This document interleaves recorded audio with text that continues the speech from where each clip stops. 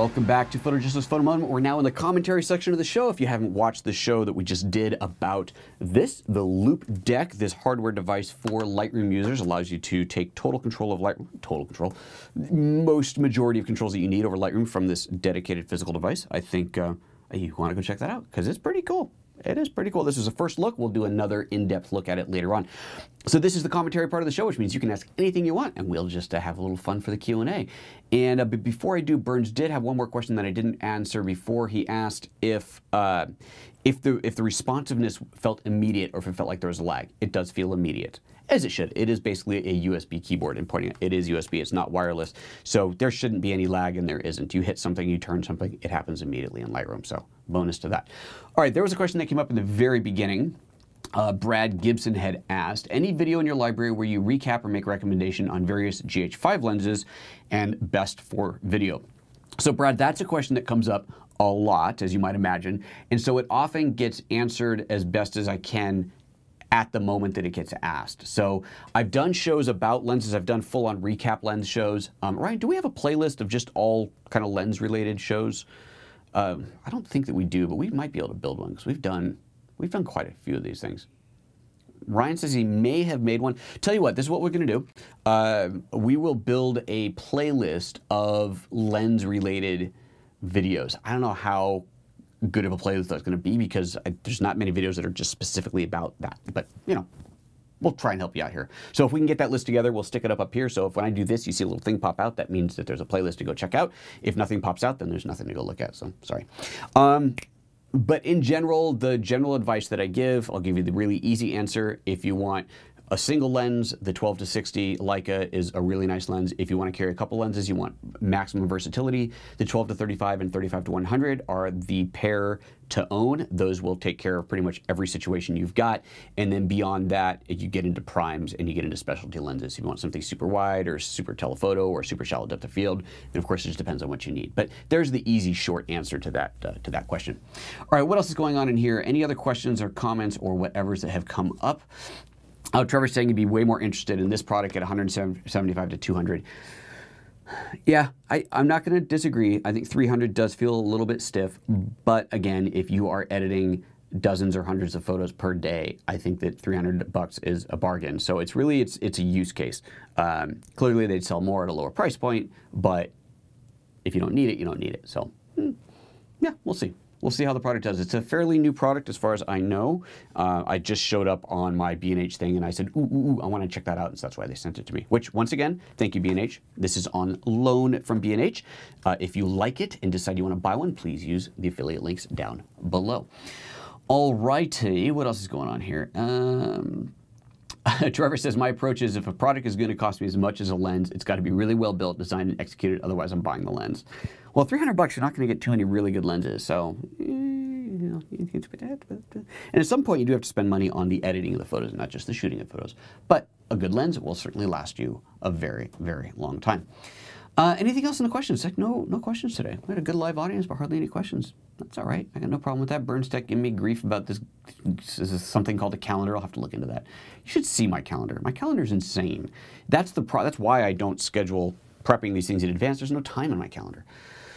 You know what I should do is give Ryan a full-time job, and then he could do a lot more work for me. But you guys got to start watching a lot more shows so that I can afford to pay him full-time. So win-win all around. Right, Ryan? He's nodding his head. He likes that idea. Ryan said there is not a playlist, but he'll make one for us. Awesome.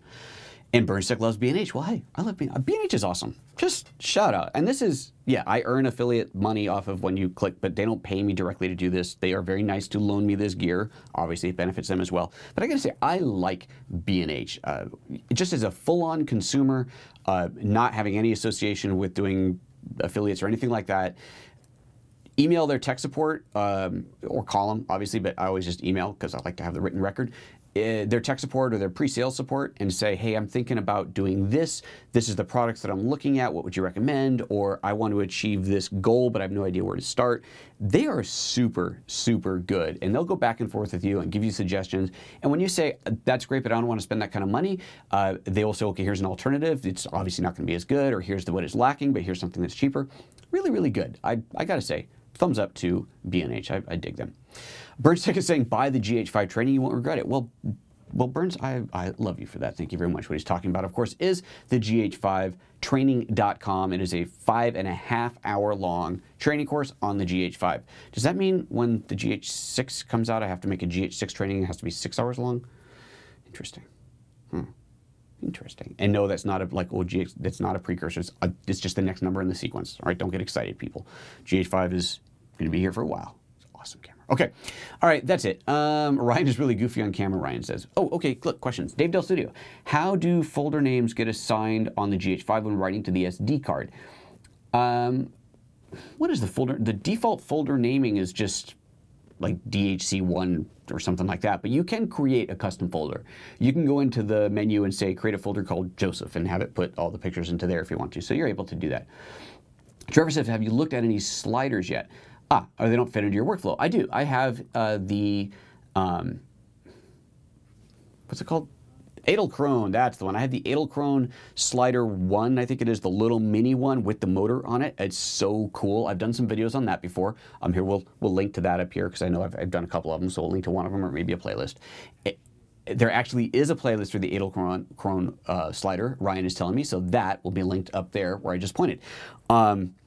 I love that thing. I don't use it anywhere near as much as I would like to. Here's the problem. I'm not doing, this year has been a really bad year for shooting for me. I have done hardly any commercial projects this year, which is a bummer, but it has allowed me to focus on things like the GH5 training and focusing on this channel and so on.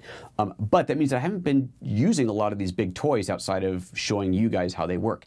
But I love sliders. I love that little slider, even though it's small. That is, their marketing said that when you have a big slider, editors tend to use just a small piece of it, and so they came out with this little miniature slider, which obviously becomes not pocket size, but it's small. I think it's about this big. I grab it, except that it's on loan right now. And that's what most people would need, is that little bit of a push. Now, if you're shooting something way off at a distance, then that's not really much of a slide. But if you're doing something close up, I used it a bunch when I was in Mexico. I brought it to Mexico with me, and I did when I did the workshop there, and I used it for a lot of shots there, and it's really cool. You know, we did this cooking class thing, right? It's a great example. So I've got an area where I know people are going to be for a while with their hands doing things, cooking, making food, and I was able to set up the slider, just set it up and do a quick little slide over or push in. Really, really nice. I dig it. Yeah, I highly recommend them. They're not cheap. A really good one is not cheap, and the Edelkrone products, well, definitely not cheap, are very, very well made. I'm very pleased with their products. I've played with some more of their purely mechanical stuff. That slider, I think, is the only thing that I own from them. But sliders in general, pretty awesome. Definitely pretty awesome. Burnstick says sliders are addictive. Yeah, I'd say that's fair enough. Let's see here. Joshua, you said isn't. I don't know what you're saying, so please repeat your question. If that is a question. And I guess that's really it. That's about it. Okay. That's it. Simple little short look in and out of here in half an hour today. All right, guys. Thank you so much for all your time today. It's good to see you as always. I am going to do other things we have in the queue. I'm going to do a microphone test with that new wireless mic that I unboxed on Monday. I was planning on doing that this morning. That's kind of why this setup was so late. I was trying to just set up a side-by-side thing, and I couldn't get it quite to work the way I wanted to, so I pitched it at the last minute, went for this. But we will do, and I want to set up a live side-by-side, so I'm switching between this mic, my Sennheiser, because this is kind of the industry standard at this price point without going into the electrosonic super expensive ones, but this is kind of an industry standard. So I will compare this to the other one, whatever it was called, and we'll do a side-by-side. So I'll try and get that set up for tomorrow. I think that'll be a good show for tomorrow. We've got a few other things to look at too, but it's all good fun. Burnstick is saying there are some entry-level sliders that will get the job done but have annoying quirks. One of the problems with the cheap slider is it's not smooth.